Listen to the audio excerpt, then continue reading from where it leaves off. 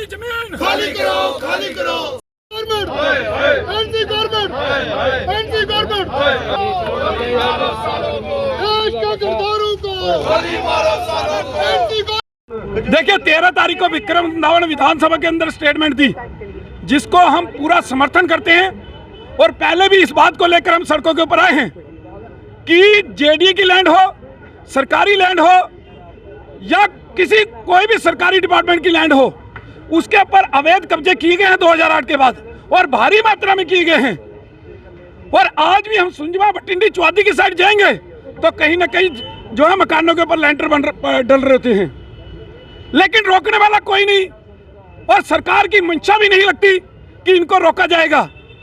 तो हमारी सरकार से मांग है, अगर सरकार इसके ऊपर सख्त नहीं हुई, अगर सरकार ने कार्रवाई नहीं की तो हमें सड़कों के ऊपर आना पड़ेगा। जल्द से जल्द सरकार जो है वो टास्क फोर्स बनाकर इसके ऊपर कार्रवाई करे।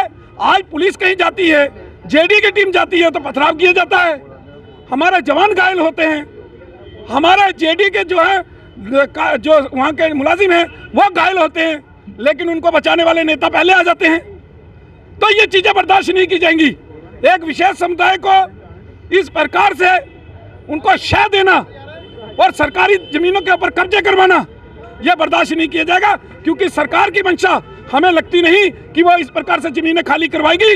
अगर जल्द से जल्द कार्रवाई नहीं हुई, इन अवैध जमीनों के जो कब्जे हैं उनको खाली नहीं करवाया गया तो हम सड़कों के ऊपर होंगे और इसका संघर्ष को तेज किया जाएगा, क्योंकि हम नहीं चाहते कि जनसंख्या संतुलन यहाँ पर बिगाड़ा जाए।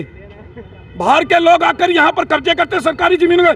कश्मीर के अंदर कितने कब्जे हुए कोई नहीं, लेकिन जम्मू के अंदर इन 10-12 सालों के अंदर किस प्रकार से अवैध कब्जे हुए हैं ये सभी ने देखा। और जब बात सच्ची होती है, जब वो विधानसभा के अंदर बोली गई तो लोगों को मिर्ची लग गई। वो तो रंधावा जी ने बोला कि अगर मैं बात कहूंगा तो कईयों को जो है मिर्ची लगेगी, तो मिर्ची लगी। कश्मीर के एक एक नेता को मिर्ची लगी, जम्मू के भी कई लोग उनको भी मिर्ची लगी और उन्होंने जो है उनका विरोध करना शुरू कर दिया। भाई सरकारी जमीन है, खाली करनी पड़ेगी और जब तक खाली नहीं हुई तो हम चुप नहीं बैठेंगे। इसी प्रकार से संघर्ष जो है वो जारी रखेंगे। और रंधावा जी जो है वो संघर्ष करने वाले नेता हैं और संघर्ष करने वाला नेता कभी चुप नहीं बैठता। तो इसलिए अब इनको सचेत हो जाना पड़ेगा सरकार को और अपने काम को सही तरीके से करना पड़ेगा और इन जमीनों को खाली करवाना पड़ेगा।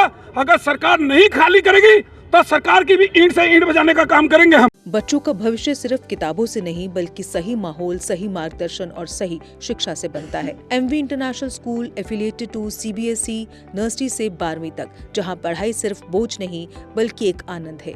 प्रेप स्कूल की विशेष पहचान इंग्लिश फोनिक्स आधारित शिक्षा, बच्चों के लिए आकर्षक किड्स टॉय रूम, लर्निंग के साथ फन अम्यूजमेंट पार्क फैसिलिटी, जोशपूर्ण और प्रेरक गतिविधियों पर आधारित कक्षाएं, क्वालिटी एजुकेशन का भरोसा, 18 से अधिक एजुकेशन एक्सीलेंस अवार्ड्स, अनुभवी शिक्षक और आधुनिक शिक्षा प्रणाली, safe and reliable transport, 47 school बसें, सुरक्षित पिक एंड ड्रॉप सुविधा। यहाँ हर बच्चा सीखता है सोचना, समझना और आगे बढ़ना। Admission open nursery to class 12। आज ही अपने बच्चे का सुनहरी भविष्य सुरक्षित करें एमवी इंटरनेशनल स्कूल के साथ। एमवी इंटरनेशनल स्कूल, जहाँ शिक्षा बनाती है कल के लीडर्स। जम्मू कश्मीर की खबरों के लिए जुड़े रहिए JK अपडेट के साथ।